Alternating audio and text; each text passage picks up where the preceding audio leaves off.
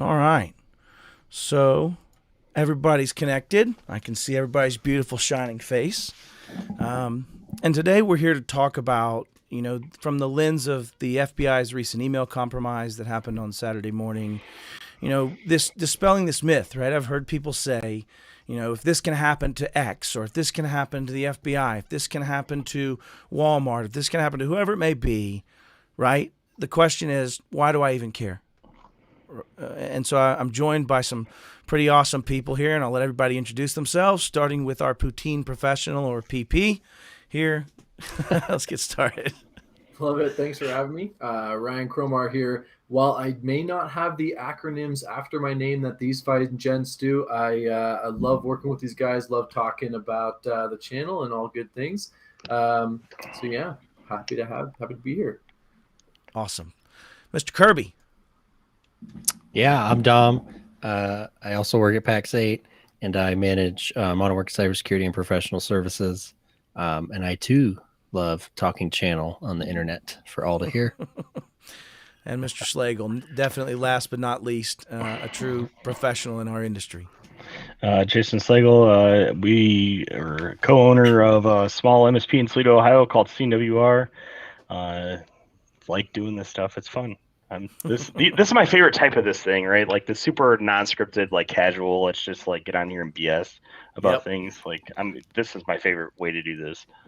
Yeah, mine too. That's why we do it every week when it's something. Well, you know what? We didn't plan it to be every week, Jason, but like literally there's been something every week worth reporting on since we started doing this. And so it's like kind of turned into a bit of this constant thing. So yeah, it's not going to stop.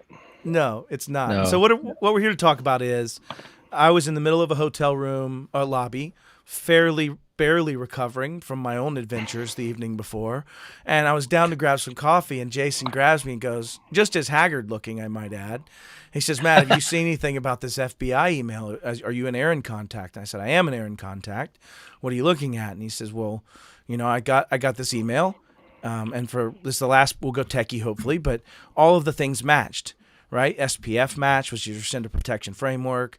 DKIM matched, which is your signature essentially with a cryptographic signature, right? And so everything matches. It was coming from a ic.fbi.gov site. So this did give us a belief that this was either legit or they had become compromised. And, Jason, you kind of were the ones that spent your evening playing this game, right? It was morning, 6:30 in the morning. Yeah, it was. I told the story earlier today on another call. It was a little harrowing. Definitely, this is pretty casual, so I think I can call out the fact that we were drinking. It was the last day of the trade show we were at, and I'm there with a bunch of shady hacker types that I like to hang out with from our space. And my first thought when I read it was like, oh, which of these guys is screwing with me, right? Like they're trying to get me to leave the bar at 12:15 instead of 2, and. I look at it closer and I'm like, we have email filtering in place here. Like how possibly could an email from FBI.gov have gone past our email filter? Like I'm going to have to open a ticket. So I grabbed my laptop. It's 6:30 in the morning because we were getting ready to go to Animal Kingdom. 6:30 in the morning. I'm still hazy. I start reading through the headers of the email and I'm like, okay, SPF DKIM pass, and then like I'm instantly sober, right? Like, yeah. hey, there's a problem. So read through it, and I don't know if you've shown or if people have seen the contents of the email. It's not quite bad enough to like fall to the level of like Nigerian print scams, right? But it's definitely not the best English you've ever seen. Yeah, it's pretty rough, and it's not good tech concepts either. Really, like they're kind of not real things in some of it. Well, some of them, I mean, yeah, it's like basically they took just enough like real nuggets and hooked it to like CSI or NCIS, right? And like they just weird things. And it's like, well, the threat actor group exists that they're naming. The person exists that they're naming, right? It's one of those things that like, well, this could be credible, right? So what do you do? Like I started the process of declaring an incident internally, right? It's like I let a higher up, or I let my other partner know. I let I let my other people I had with me know that, like, hey, and I let my wife know, right? It's like, hey, I might not be going to Animal Kingdom with you guys today, right? And Matt Right. might not be either, and I Right. might be looking for a flight home. You might be on your own, right? So, Yeah. faced with this prospect of, I had 3/4 of our leadership team at IT Nation connect with us, and it's like, how am I going to manage this incident from the crappy Wi-Fi we had at the hotel? I So know. it's I like, was I'm using a gonna have to, hotspot I'm gonna anyway, have to just go to stay. home. Yeah, Yeah. yeah. I want to break So, in because Harry Cusick pops in yeah. and says, "Is this a battle of the beards?" No, it's no contest. He gets me on fullness and I get him on length. It's like solved at Yeah, that point. So this it is a is. draw to the It's a death. It draw. It seems. is. Yeah. Yeah, I'm barely in the beard arena, so I didn't even count you in the top yeah, don't 20. even try. So Pro tip: just stop shaving. It happens on its own. it does. It just This is, goes, man. It I just mean, this keeps is No going. Shave November 2020 going on right Right. here, right? That's about when Essentially. it started. That's hilarious. But you know, the thing was, and I think you said it, something I wanted to touch on, and so I want to give this concept that I've been kicking around. You know, there's this question of, and I want to pose it to each of us and have a take on it, right? Just real quick. But there's this question of, well, if it can happen to X, then why do I even care? And my thought process is this, where our job isn't to believe that we're going to stop all compromises. That's not feasible. There's not a single defensive football coach that steps out there and says, I'm not going to allow a single yard. I'd fire him. It's stupid. It's not realistic. And yet we live in this belief that we can stop everything.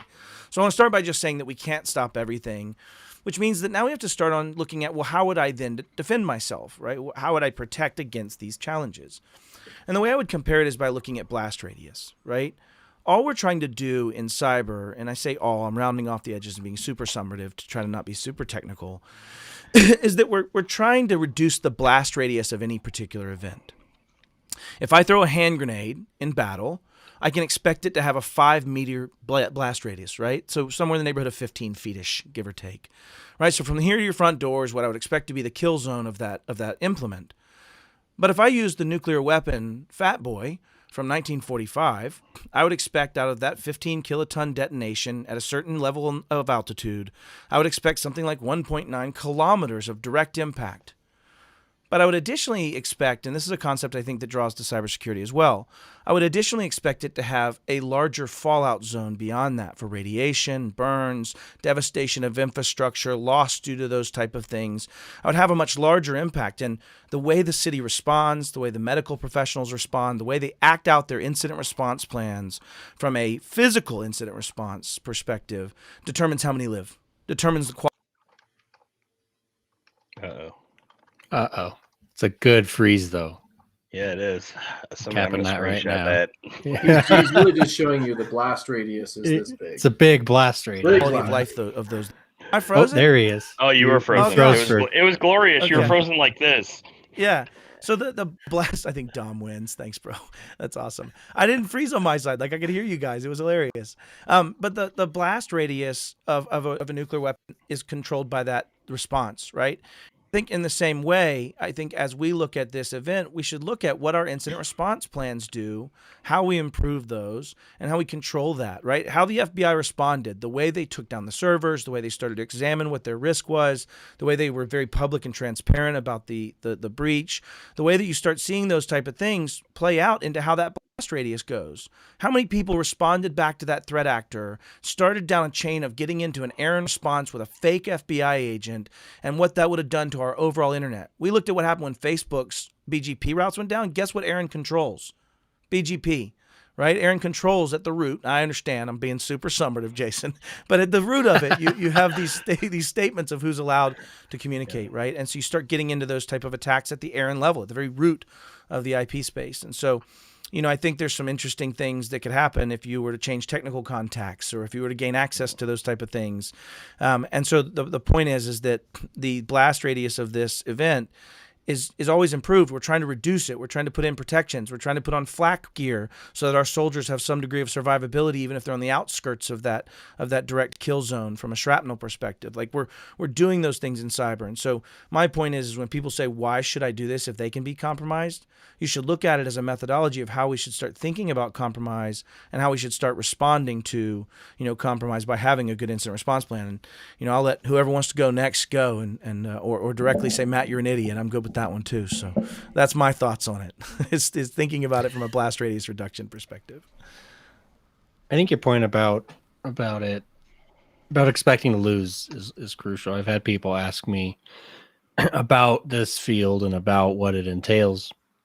And the biggest thing I tell people is you can learn the tech, you can learn the operations. We can teach you what TTPs and IOCs are. We can teach you what a SIM is. We can teach you what logging is. Like we can teach you a lot about cybersecurity, but I can't teach you how to accept loss, right? Which can be hard for some people. But you have to go into this role knowing that you are going to lose, right? Like you're not going to win every game you play. And sometimes the stakes are significant. So you need to be ready for that. So then that's a lot of why you can't let things like this discourage you. If we look back to the OPM breach, that was significant, right? That was literally anyone who'd ever applied for security clearance in recent history was affected by that breach, right? And it's not like the OPM just closed shop, right? You have to be ready to accept loss. And I would say the other thing is to avoid blowing this out of proportion, right? It was because the system affected was LEAP, which is Law Enforcement Enterprise Portal, which is a major piece of law enforcement infrastructure in the U.S., but it wasn't a full-blown compromise and all NCIC data was available in the world or anything like that. It was really seems to be some component, right, that sends, according to the FBI statement, there's some component that sends notifications to state and local partners, right? And obviously that's an important piece of infrastructure, but it's not NCIC, right? It's not the whole kit and caboodle. So it was really an isolated incident too, which goes back to limiting blast radius, right? Clearly this infrastructure was somewhat isolated from the far more sensitive infrastructure that controls everyone's criminal past in the country, right? So good on them, because it does appear that there was, by the way, deletes are 10K. I'm in made. on that. I can do a deletion for 10K. I'm just putting. Oh, did I say that out loud? Oh Lord, just kidding. Oh, the one thing I saw said that the email codes to validate getting it created were essentially in the message, right? So could the threat actor successfully at least create an account? Because it almost sounds like that may be the case. Yeah. Right, yeah, but I think to the point though, the quickness that they did respond. I mean, I felt like the public-private partnership on this was really good in my opinion. I mean, it was Jason, you put your stuff in, and along with probably 15 other very concerned security professionals, right? I mean, I was one of them, right? I kicked in your message to my contacts, but they took it down really quickly. Pulling the plug, I mean, in something like that, good on them. Like, just pull the plug. Like, we'll figure out. I mean, I understand it's forensics and stuff, and that's sometimes not the best advice to just pull the plugs. But in this case, at least the network connections, right? Incident, right. When you have an active incident, like, just get it away from the bad people. So pulling network connection is probably better than the plug. I'll leave this up for a minute, but this is one of the references that Dom's making that was their official statement, still is being updated on their channels. But it's I might think be a stupid question, guys. So where my mind goes to this is Jason kind of mentioned earlier what that initial reaction was like when he saw this email come through. As probably the lowest technical person on this call on the totem, my mind goes straight to, isn't this almost akin to like someone calling you up and hitting you with hey, this is the IRS. You need to do X, Y, and Z. I'm going to need $500 in iTunes gift cards to cover your back taxes. Yes and no. Here's what I'll say yes and no. Because in that case, we know that phone systems are spoofed. There's not validation techniques in place. And they're catering to somebody that has a little bit of education, right? Mostly your errand contacts are going to be fairly technical to some extent, I would wager. And so you're playing upon these protections that we believe in. I believe in sender protection framework to some extent, right? I believe that if you say, here's the places you should receive mail from, and it validates as being from there, which is what SPF is, and if you now actually step it up and say, here's a published location for my digital signature, Here's the DNS public key, and you're going to see if this matches. And when you receive that, if it matches, you now have a cryptographic protection, and you also have a sender protection framework. So I actually had the IRS send me their copy of their ID first, and sent me a letter first, and sent me things saying they're going to call on this date and the number they're going to come from first. And then I validated it through my attorney, and then I asked the attorney to validate it through the IRS, and they had those records. And so the point is, and I'm being a little hyperbolous, is no, this is much worse than that, because it's actually an authenticated, trusted system that's sending me messages that I now have to trust whether or not the content itself is socially manipulated, which means hire Matt to write it, hire Jason to write it. Yeah. And it's a much different outcome as to how quickly If you people make it, respond to if you make it So interesting. just to kind of recap, right? Like this thing showed up with a red wax seal, right? Yes. Unbroken, exactly Yeah. what Yeah. you Correct. Yeah, See, that's you get that's good at the dumbifying perfect- my words. Perfect Thank you. analogy. He's yeah, so good at this.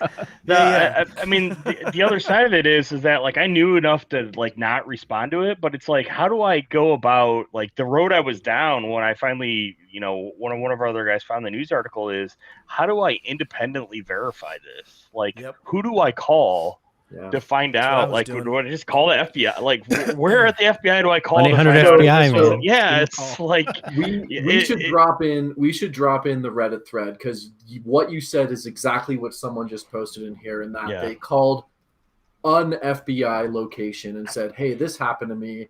And I mean, the poor person on the other side of the phone is going, I'm getting 100 calls like this. What am Yeah. I supposed to do? You Well, know they what, replied though? to it Yeah, they did. to get that number. Yeah. You know what, though? I want to say this. So here's something that, and I'm going to break my arm, patting myself on the back.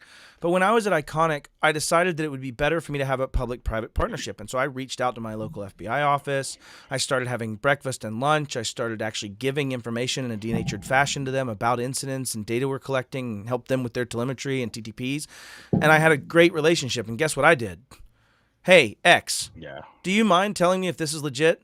Yeah, that's our old domain. Yes, that's validated. This looks like a compromise, but the language isn't right. I'm seeing other Yeah. reports, right? I So I mean- got that information just like that because I had those contacts. Yeah. But that doesn't really help Yeah. me, right? That actually just freaks me out even more.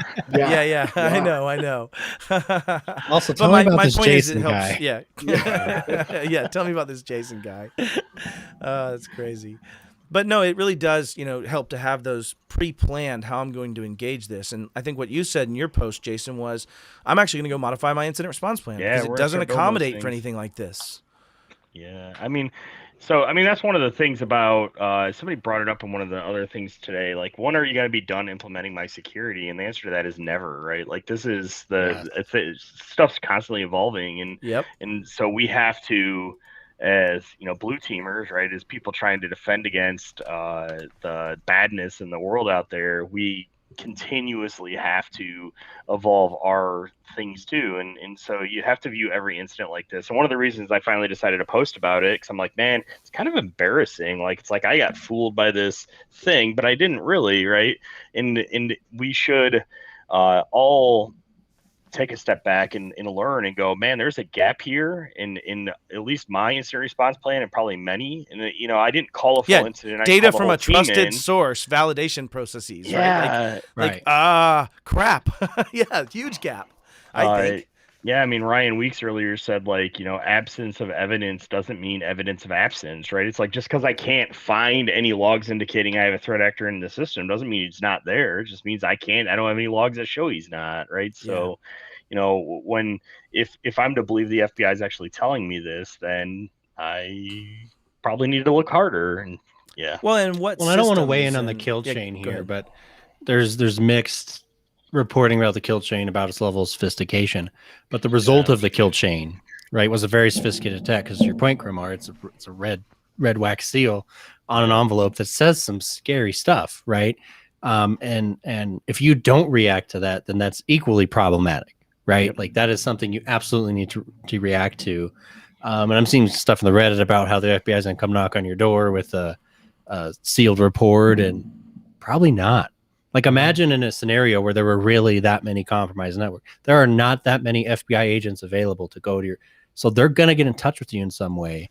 And I think maybe one learning that, I'm not picking on the FBI. I think any agency at any level of government or any major organization like this, maybe a big cyber firm or Microsoft even, should have some way that you get to verify something that they allegedly sent you, right? And that could be another learning from this. A web portal where you go type in a serial number or something. Yeah, on an out email of band, more importantly, right. right? It's called Right. DKIM.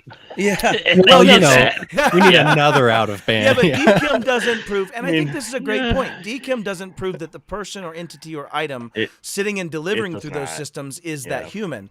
And I It think only that's the proves the point headers. where my mind goes to like SMIME or PGP. physical packs or Yeah, PGP, or PGP. things that get into that, or out of Yeah. band systems. You must be a member of InfraGard and you must use the DibsNet to check this, and this is how we're going to communicate, and you're only going to get, and you start setting these processes that must be followed. That means that I can't just have one compromise, right? I have to Right. have these multiple space compromises, and I think that's, my answer and a million other answers are also right. And I think the point is that what Jason said I love the most is like this game doesn't end. I think the message to a company asking that question, so a regular, genuine SMB about why should I try, is that you shouldn't. You should have professionals that do it, that have a defensible way they do it, that have an architecture they're following, that stay up on these type of events and take it to themselves to go and repair their plans. And then you should understand that it's not just them that protects you, right? You have to actually be a player in the game. Right? You actually have to be a player that understands the risk of your data. How much is my data worth? Where is it? And all these things that we've talked about not being a team sport, ladies and gentlemen out there in the SMB space. This is a team sport. You have to work with the Jason Slagels of the world to develop a plan and say, maybe my people don't need admin rights. Why? Because it's probably the single biggest thing you can do to stop me from gaining more and more access inside your environment and beating your antivirus and beating your backup processes and right like that.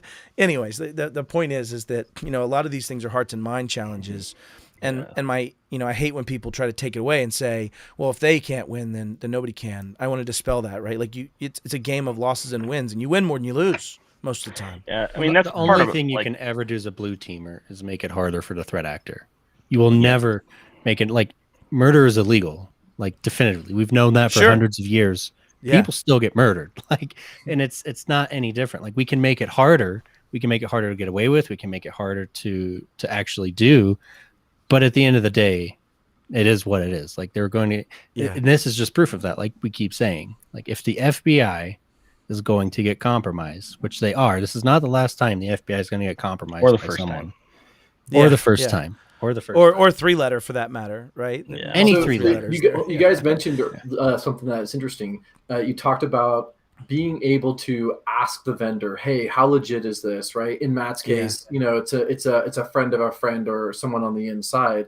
The average layman, like when I'm looking at this, my initial thought is, I'm going to take this email, I'm going to drop it into something like MX Toolbox, check headers. If it looks gravy, I'm going to move on with my day. Past.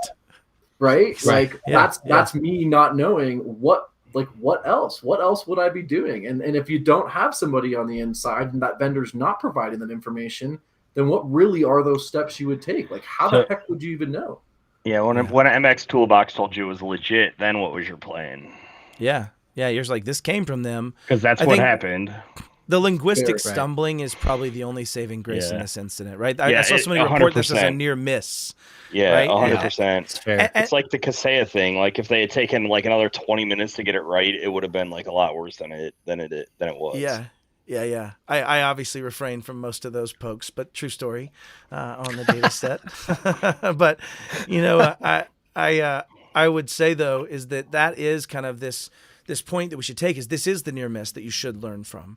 This isn't the cataclysmic event. This is something that you should, the military does a pretty decent job at after action reports, right? Let's delve into what this failure was. Let's delve into what the next structure would be that would fix this. And, I think if we looked at this, it should bring up exactly your point, Jason, of like, do we have methods to actually receive those messages?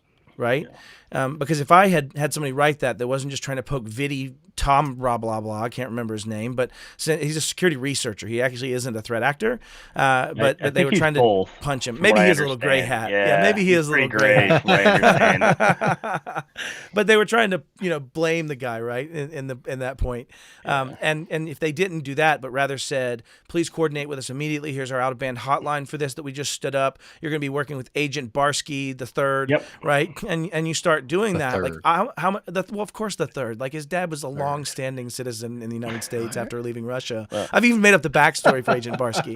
We can take it even farther, right? So what if you knew IT Nation Connect was going on and you targeted Sure. MSPs instead of Aaron contacts and you made it look Oh, legit? Like how many boom. MSPs would have just knocked down their entire tool chain, right? Yeah. While they tried to figure Yeah. out what was going on, right? So now you've caused Oh. at least a denial of service attack, if not And- chaos, while everyone's and- trying to figure out if the latest like incident happened. And what if at the same time I now, as the threat actor, stood up the phone number to call us on because we've hired extra help as an MSP for all of those clients, right? Yep. Like they can't get through on the main number. Nobody's answering. You know what? Yeah. But this other number's answering. Oh, hey, this is CNWR. Yeah, no Yeah. problem. We're working with you. We're gonna need this new agent installed. We've taken down the old infrastructure. I'm gonna like boom. Right. Yeah. And you know, you could, I mean, really, you could actually, there's so many ways these people are going to get And that's better. the Like, beauty. Like a lot of Yeah. threat actors are not smart. Right. Because they Or at didn't least think aren't of able, it. to, aren't able to jump the cultural divide, I think is a Yeah. lot of the challenge. Well, that's too, true. But yeah, That too. yeah. That too. Yeah, both. Like yeah, imagine both if it was a nation state actor. Like I'd Oh. get in there and I'd be real Yeah. discreet and I'd be real targeted in what I use that domain for. So part of this is luck that it was just they burned it. apparently someone poking fun, right? Like that's Yeah. what it Yep. seems to be. At They this did rate, burn but- it. Actual accuracy, Yeah. there, Jason. Like Yeah. that was not one that could have been the much larger blast radius discussion. So, Right. Oh, we got us a giant one from.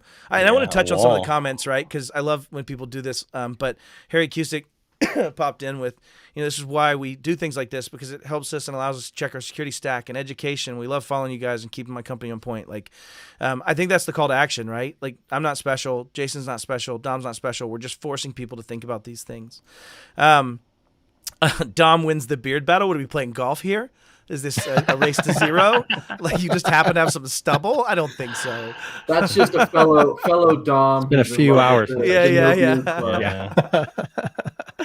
And part of the reason I push all the transparency I push is because I want the Me too. ability to learn from the mistakes everyone in the industry makes, right? It's like when people tell me that they haven't been compromised, I think they're lying, right? Like I've got No got doubt. machines here at my house that have been compromised. I've had machines Yeah. at the office from time to time get compromised, right? It's like I run FreeBSD at home now because like no one bothers with that anymore because there's only like six of us left. But but I mean I've definitely had stuff owned. It happens, right? And you learn your lessons, you harden even harder, right? Like and you move on with life. It happens. Yeah. Well, first off, I feel like Slagle, you're ruining my ego. Like I only had a very tiny one anyway. I already have eyes that point in different directions. But like Slagle is special. I didn't mean to deride the great Slagle. It is a true story. I do love this guy. So Kyle's got your back on that one. And then same thing with Tim Golden. So fair enough. Touche. I apologize. Apparently He I'm is dragging a special. fan club here along with me. Yeah. I don't No, I understand love where it. this is coming It's from. awesome, dude. Well, you do good things. It comes back, right? I think is the point. And then Dominicus Wells, other Dom, mini Dom, as an SMB, you wouldn't want a finger to point at you when you get hacked, right? And I think that's true.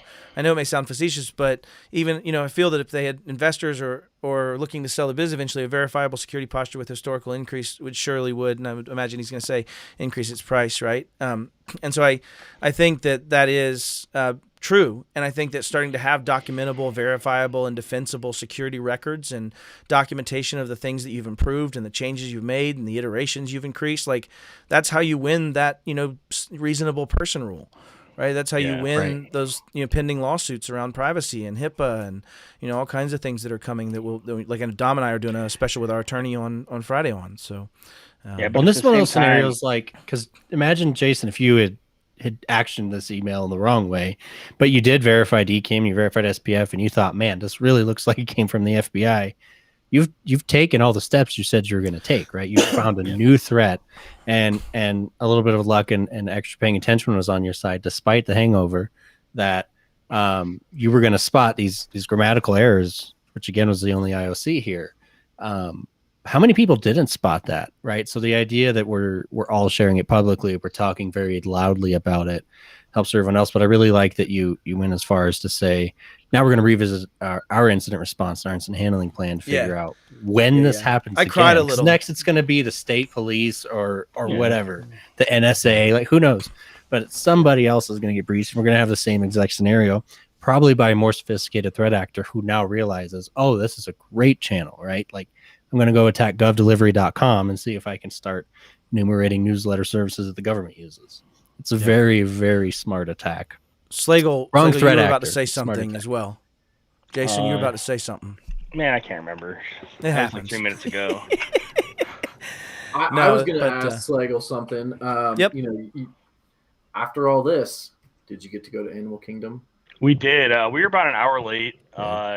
It ended up. It ended up being fine. It's a long. So lessons that come out of this that are not technical at all is that scheduling like Disney anything the day after being at IT Nations like from Wednesday Should till have led with Friday an early day. is probably not a good idea, and we probably won't do it again. That's so smart, dude. That's rookie moves, man. Rookie important. moves. I mean, I was dying there the whole day. It's like, you walk. I don't know. Is there a place where you can buy like uncomfortable floors that conference centers buy from? I just don't understand it. Like, can I give you like an extra $100 for the event? You put padding down, right?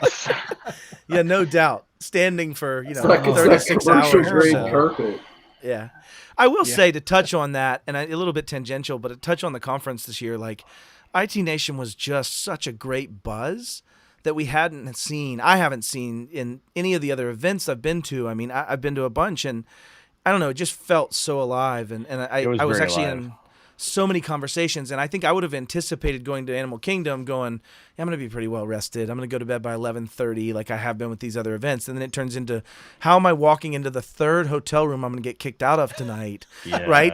At 2:30 a.m. Like, I don't know how I went to bed at 4 a.m. one night. And it's just, and pack better shoes. Pack better shoes, bro. I like the shoes I wear. Kyle damn it. Jackson's shoe game was on point. So Was it, though?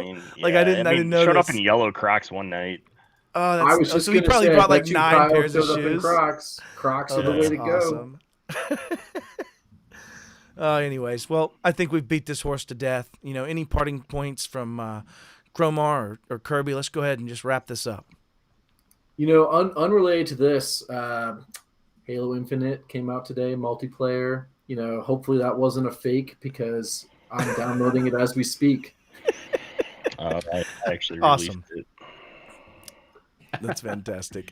All right, well, I just eat your dropped in the poutine. chat for folks if you do want to figure out how to can actually get in touch with the FBI. They list all their field offices on the website. That wouldn't have done any good. Those people at the field offices don't know anything, right? So they would have told you, like, well, if it says it came from us, it's probably legit. And that's exactly what, Yeah. I think, though, 3 months out at of least Quantico. but I think, though, from a contextual perspective, you would say validate first that they don't have some internal knowledge of this compromise. Yeah. Next, Right. move on to this methodology for confirmation or next step decision making. And I think whatever those answers are, thinking about them and tabletopping them, as someone said earlier, right? I think it was Timothy Golden said, right? Like, that is the answer here, is talking about what should I do? And even if it's the wrong answer, it has been thought about ahead of time and is much more likely to be right than the answer made when panicked at 6 a.m. after the set preconditions that we just discussed, right? And I think that's the takeaway for me anyways. That and that I do need to have foldable shoes to go in my Go box. So, yeah, I can get 2 pair in there, but that's it, bro. All right, Kirby? That's it. All right, guys. Thank you so much, Jason, for joining us. Like, I asked you just this morning, and I'm glad you're able to pop in. Glad to do it. I want to make this a platform to invite lots of my friends and professionals that do this to just have a chat and bring some perspective. And, raising tides rise all ships, right? That's kind of my shtick. So, yeah, love it. Appreciate you so much. Cool. See you later. Thanks, Jen.